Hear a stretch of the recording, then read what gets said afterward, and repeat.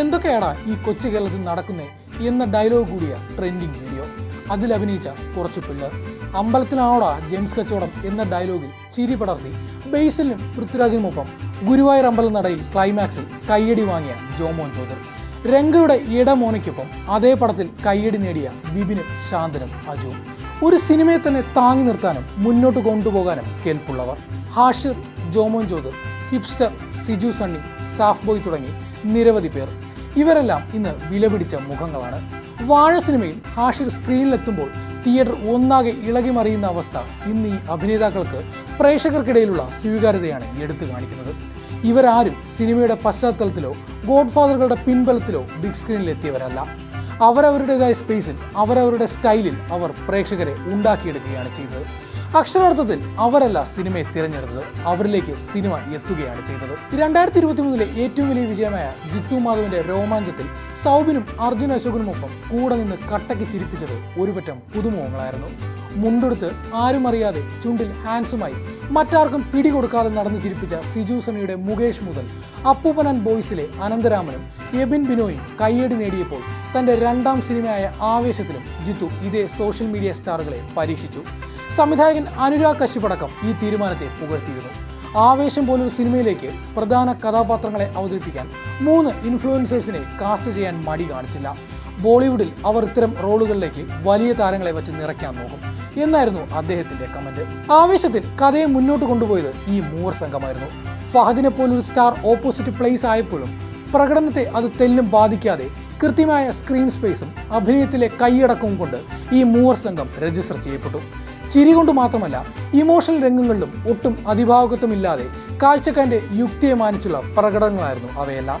ചെറിയ സ്ക്രീനിൽ നിന്ന് വലിയ ആവേശത്തിലെ ബിഗ് സ്ക്രീനിലേക്ക് എത്തിയപ്പോൾ ഈ പുതുമുഖങ്ങൾക്ക് പിഴച്ചില്ല. പൃഥ്വിരാജ് ബേസിൽ കോംബോയിലെത്തിയ കോമഡി ചിത്രം ഗുരുവായൂർ അമ്പലം നടയിൽ ചിരിപ്പിക്കാനായി വിപിൻ ദാസ് തിരഞ്ഞെടുത്തത് ഈ പുതിയ ലോകത്തെ കലാകാരന്മാരെ തന്നെ. സാഫ് ബോയ്, സിജു സണ്ണി, അശ്വിൻ വിജയൻ, ജോമോൻ ജ്യോതിർ എന്നീ സോഷ്യൽ മീഡിയ സ്റ്റാറുകൾ ബേസിലിന്റെ സ്വാഭാവികമായ തമാശകൾക്കും അഭിനയത്തോടൊപ്പം കൂടിച്ചേർന്ന് തിയേറ്ററിൽ ചിരിയുണ്ടാക്കി.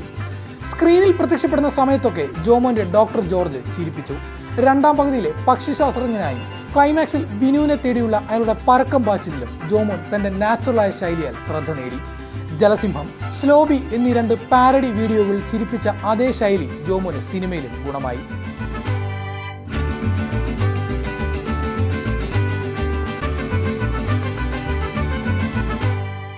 ഇൻസ്റ്റഗ്രാമിലെ അനവധി കണ്ടന്റ് ക്രിയേറ്റർമാർക്കിടയിൽ തമാശയിലെ റിലേറ്റബിളായ മൊമെന്റുകൾ കൊണ്ടും വളരെ കൂളായ ഡയലോഗ് ഡെലിവറി കൊണ്ടും വേഗമാണ് ഹാഷിർ ടീം തങ്ങൾക്കൊരു പ്രേക്ഷക വലയത്തെ ഉണ്ടാക്കിയെടുത്തത്.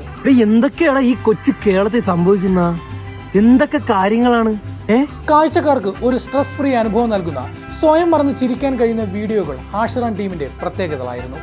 കണ്ണുകൾ കൊണ്ടുള്ള എക്സ്പ്രഷൻ ആകട്ടെ, ചെറു നോട്ടങ്ങളായിക്കൊള്ളട്ടെ, ഇത്തരം ചില ഫാക്ടറുകൾ ഹാഷിറിന്റെ പ്രത്യേകതകളാണ്.